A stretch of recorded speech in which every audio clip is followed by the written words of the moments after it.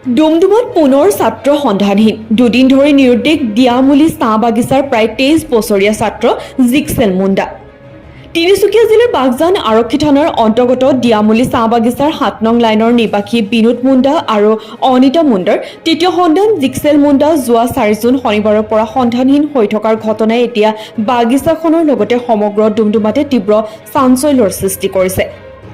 ঘটনাৰ সন্দৰ্ভত জানিব পৰা মতে যোৱা 4 জুনৰ দুপৰীয়া প্ৰায় 12 বজাত পৰীক্ষা দিবলৈ বুলি ঘৰৰ পৰা ডুমডুমাৰ ৰূপাই চাইডিংস্থিত ডুমডুমা বীৰ ৰাঘৱ মৰাণ চৰকাৰী আদৰ্শ মহাবিদ্যালয়লৈ অহা প্ৰায় 23 বছৰীয়া জিক্সেল মুণ্ডাই পৰীক্ষা দি ঘৰলৈ উভতি নাহে।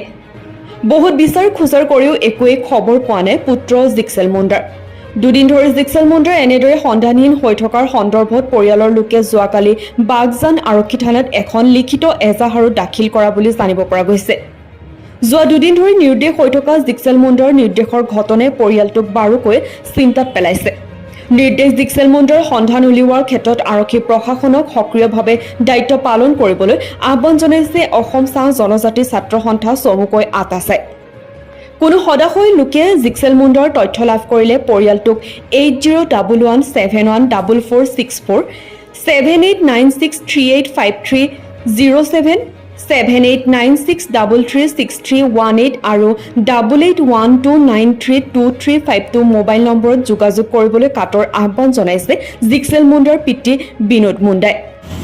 নিশ্চয় যোৱা ইংৰাজী 8 তাৰিখে আমাৰ দিয়ামুলি চাহ বাগিচাৰ 7 নং লাইনৰ নিবাসী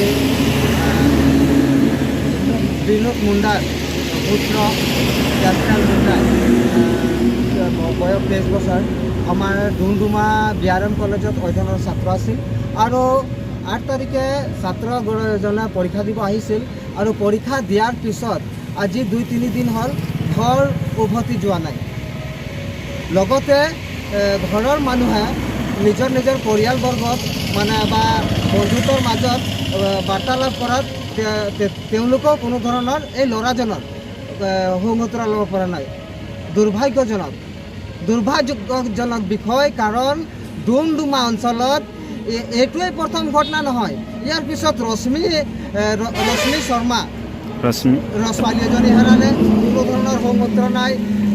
দৈজাম চাহ বাগিচাৰ সন্দীপন তাঁতী নামৰ ল'ৰাজনে হেৰালে, তাৰো কোনো ধৰণৰ সংগঠন নাই।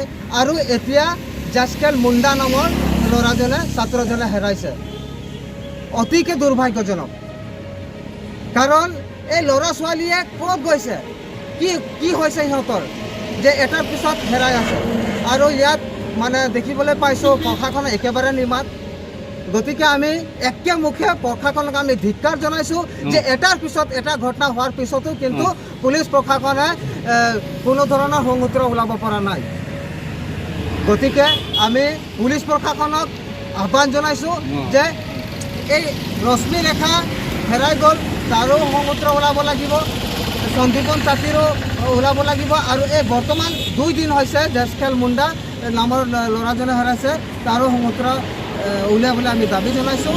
আৰু লগতে যে আমাৰ অসমৰ বা ভাৰতবৰ্ষৰ যিকোনোৱে মানুহে এই ফটোত দিয়া আমাৰ জিক্সেল ভাইটি জিক্সেল মুণ্ডা 23 বছৰ ডুমডুমা বিআৰএম কলেজৰ ছাত্ৰ।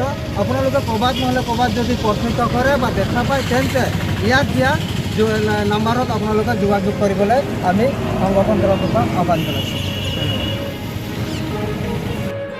ডুমডুমাৰ পৰা কৰণ তাঁতীৰ প্ৰতিবেদন নিউজ 24 NE।